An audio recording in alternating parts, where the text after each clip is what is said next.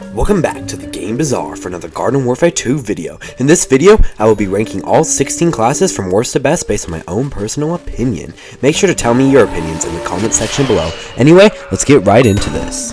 Before I get into the in-depth ranking of this video, I would just like to really quickly say my entire ranked list for those of you who do not have enough time to watch this entire video. And number 16 is Rose, number 15 is Chomper, number 14 is Peashooter, number 13 is Imp, number 12 is Brainz, number 11 is Engineer, number 10 is Sunflower, 9 Citron, 8 AllStar, 7 Torchwood, 6 Hovergo 3000, 5 Cactus, Scientist, 3 Foot Soldier, 2 Captain Deadbeard, and last of all, Chronicle at number 1. Now I'm going to explain these choices for those of you who do have time to watch this entire video. At the number 16 position is the Rose class. The Rose can support her team very well, using her time snare to slow enemies and using her Gotify ability to almost ensure an easy kill. Using both of these abilities in tandem can easily gain you tons of eliminations and assists, especially when playing modes like Turf Takeover. Rose can play the objective very well also, as she can stay invincible using Arcane Enigma and do mediocre damage to finish off a group of weakened foes. However, her strengths are also her downfall. The Rose class is extremely supportive, so getting kill streaks is extremely tough unless you effectively utilize all her skills perfectly. Her primary fire, Magic Missiles, is pretty weak as well, and her health is laughable. Overall, the Rose is a great team player in modes like Turf Takeover to create portals and incapacitate enemies, but she's just too much of a support character to grant her a higher place on this list. And number 15, Burger King Foot Lettuce. Sorry, never mind. At the number 15 position is the Chomper. Luckily, this annoying class was heavily altered for Battle for Neighborville, because this class is just downright broken. The Chomper is a sneaky, melee-oriented class that can easily gulp enemies to instantly kill them, due to its quick charging goop ability that pretty much guarantees that the Chomper swallows a zombie, the ensnaring spike weed ability, and the unfair burrow ability.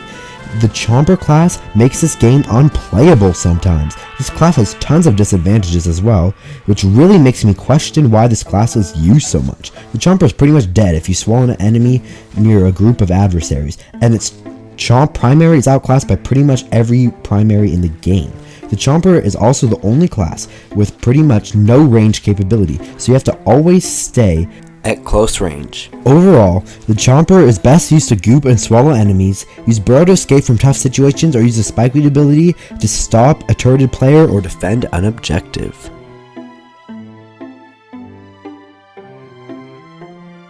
At the number 14 position is the Peashooter class. This character is extremely effective in taking down groups of enemies due to its powerful chili beam bomb ability and its forgiving pea cannon ability that is capable of tons of splash damage. The Peashooter is very versatile as well, boasting a small hitbox and having tons of mobility while its hyper ability is active. Last of all, the Peashooter can do insane mid-range damage or hold down an objective with its powerful pea gatling ability. However, the Peashooter has quite a few downsides. The Peashooter can takes almost an entire clip to kill someone, and that's if you land direct hits. And in my opinion, the pea gatling and the hyper abilities are inferior to the Engineer's jackhammer and big bolt blaster abilities. Overall, the Peashooter is a very versatile unit, but its damage output is heavily outclassed by that of the Chronicle or the Torchwood. The number 13 position is the Imp class. This class is easily the most mobile class, boasting very high speed and the double jump granting butt boosters that will give your opponents a headache if used correctly. This class has very powerful short range damage, and using the gravity grenade in combo with the primary, or using Imp Kata to kill slow targets at short range, the Imp can always get a quick kill. The Imp can also summon a Z-Mech to do tons of damage with its various abilities and grant a lot of bonus health. However, the Imp has a multitude of downsides. The Imp has too little health and damage capability, but has tons of mobility. But the Z-Mech has the opposite. Unlike other classes, the Imp is either strong or speedy, while other classes can grant an equal level of both. Overall, the Imp is best played conservatively while sticking to teammates to make up for its low health.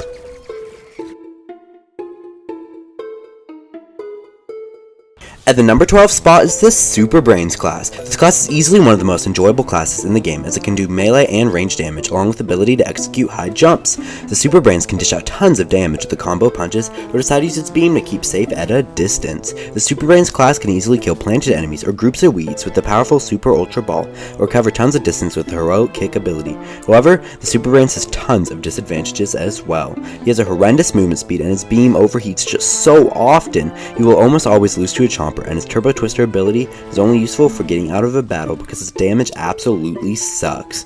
Overall, the Super Brainz is a very fun character that is quite powerful, but is very situational, at least compared to its Battle for Neighborville variant, and is definitely outclassed in a ton of situations.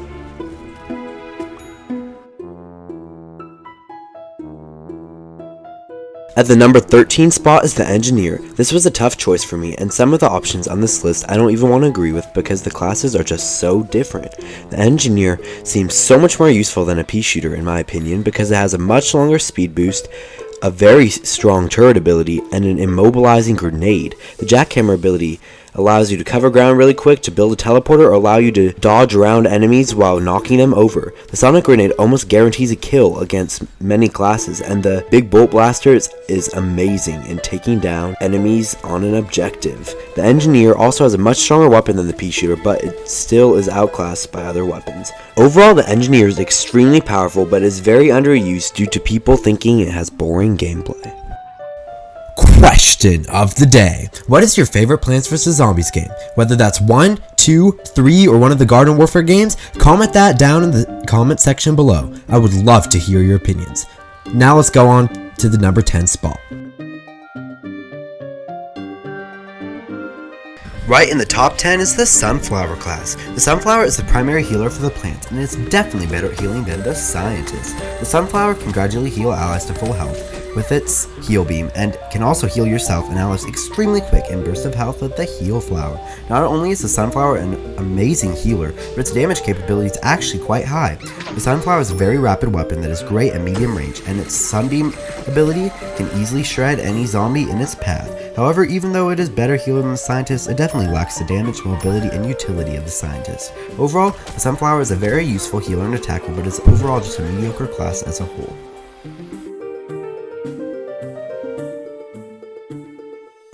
At the 9th spot is the Citron class. The Citron is a very useful tank, and it also is very mobile when utilizing its ball form.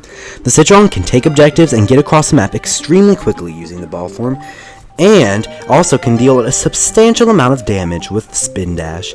The Citron can utilize its powerful Peel Shield to block all frontal damage or stop enemies from firing as a whole with the powerful EM Peach ability. However, the Citron does have a few downsides. Citron has a very high damage falloff and is easily the slowest character while in his assault form. Overall, the Citron can take tons of damage and protect objectives very well, but his firepower and speed when in assault form definitely bring him down a bit on this list.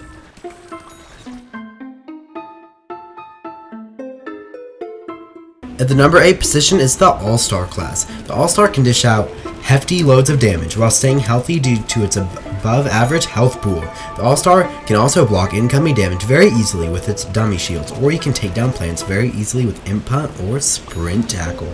However, even with one of the strongest skill sets in the entire game, the AllStar still has a few disadvantages.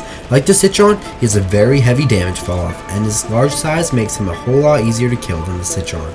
Overall, the AllStar is an absolute beast in taking down hordes of plants, but he doesn't have the most mobile or versatile skill set in comparison to classes like the Foot Soldier or the Kernel Corn. And number 7 is the Torchwood. I know this may be a controversial choice, but hear me out. The Torchwood can tank any attacks for a long period of time, especially if the damage reducing Leaf Shield is currently active. The Torchwood has two of the most damaging abilities in the game, Smoldering Madness and Blazing Blast. Smoldering Madness is pretty much the P-Gatling, but you can still move while using it. Not only can you stay on the move, but you can also ignite enemies with fire damage. Blazing Blast pretty much guarantees a kill at short range, and it is insane at taking out a group of zombies on an objective. However, like the Citron and the AllStar, the Torchwood is quite slow and cannot do much for range damage. Although the Torchwood is one of the strongest classes damage-wise, its large size really gets him killed quick. Overall, the Torchwood is best played aggressively, but while making sure you can retreat behind cover.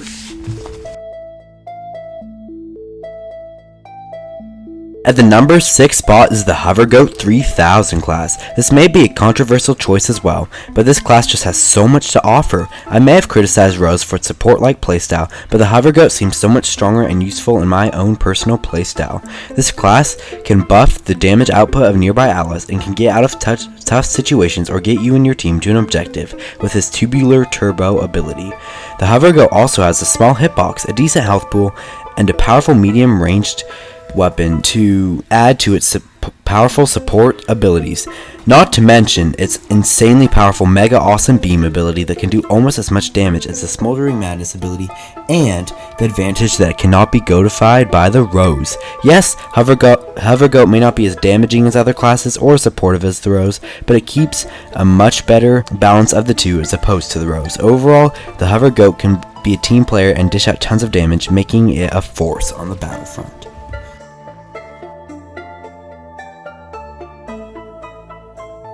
Right in the top 5 is the Cactus class. The Cactus class is unbeatable at defending an objective, and its potato mines and tall nuts can be so useful in any choke point. The Cactus has the most capable range damage in the game, and its Garlic Jordan allows you to kill enemies that are anywhere on the map. Even with its insane capabilities, however, the Cactus has a few downsides.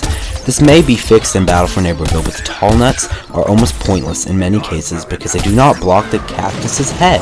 Also, the potato mines are hard to put to use, but they are still incredibly strong when used correctly. Overall, the Cactus is unbeatable at defense, but the offensive skills of the Cactus are heavily outweighed by its zombie counterpart, Captain Deadbeard.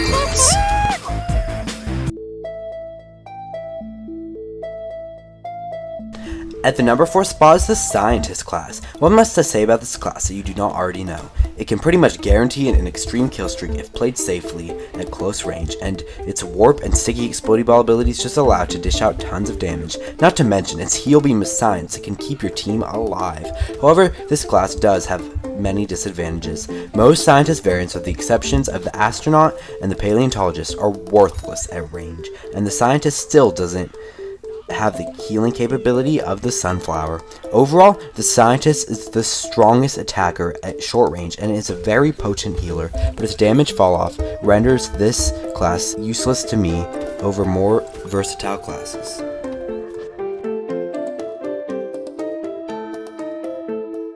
Right into the top 3 is the Foot Soldier class. This class is your traditional soul class, and it is definitely a versatile unit. The Foot Soldier not only has some of the best mid to long range damage in the game, but it can easily take out rooted plants or unwary targets with a rocket jump plus a ZPG combo. Also, the zombie stink cloud can provide an escape while doing minor damage at the same time. This class is an absolute powerhouse and has tons of survivability as a whole. Its only downside is its averageness, as it doesn't focus on a single point such as strength or speed, but instead being decent at all things in the game. Overall, the Foot Soldier is a very strong and versatile class, and it is the most reliable class in the game for getting kill streaks.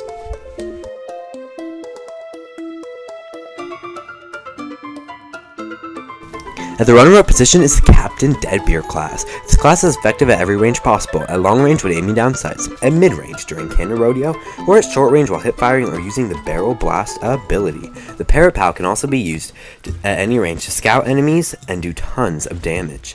Captain Deadbeard can do anything that the Cactus can do, but better, other than long range damage and ammo, that is. However, as he is effective at every range, he doesn't do as much damage at these ranges as more dedicated attackers at the designated range. Overall, the Deadbeard is a killing machine, no matter the distance, but his defensive capability is quite a bit less than the Cactus class.